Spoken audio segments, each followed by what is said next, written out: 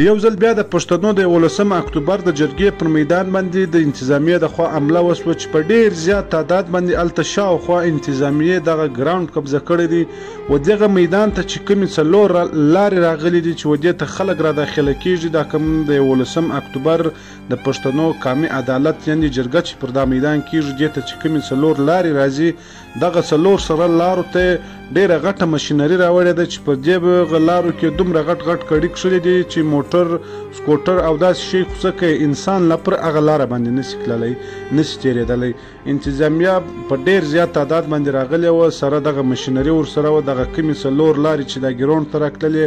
په دې کې دومره غټ غټ کډي کښلي دي چې اوس هلته انسانان و دغه ګراوند ته ور داخله کېدلی نسي نن 9 اکتوبر دی یوازې 2 ورځې و 11 اکتوبر ته پاته دي چې هلته انتظامیه او ولس سره مخامخ دي پښتون یو ځل بیا دا ویل چې د 11 اکتوبر جرګه به خامخا موږ پښتانه کوو خامخا به دا کامیابه کوو و دې ته به راځو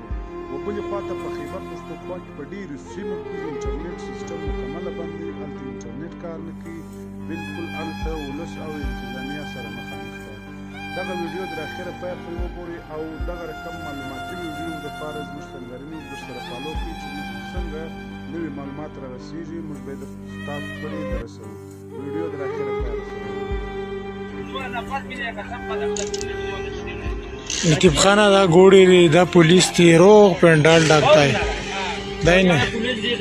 ټول پنډال دا خپاره ریوا دا ریوا ویرا شناب خپاره او دام پولیس دی دا ګنډه تور ته وای وینه نو مطلب پنډال یې ونیولو مکمل پنډال یې ونیولو بس دی ویډیو مخکې شیر کوو ګراوند باندې حمله وکړه مکمل ګراوند یې قبضه کړو او ډېر غټ فورس یې راوړو غټه مشینګیري ورسره هغه لګیا دي مې په خیال چې ګراوند خرابوي ګراوند کې کندې وهي غټې غټې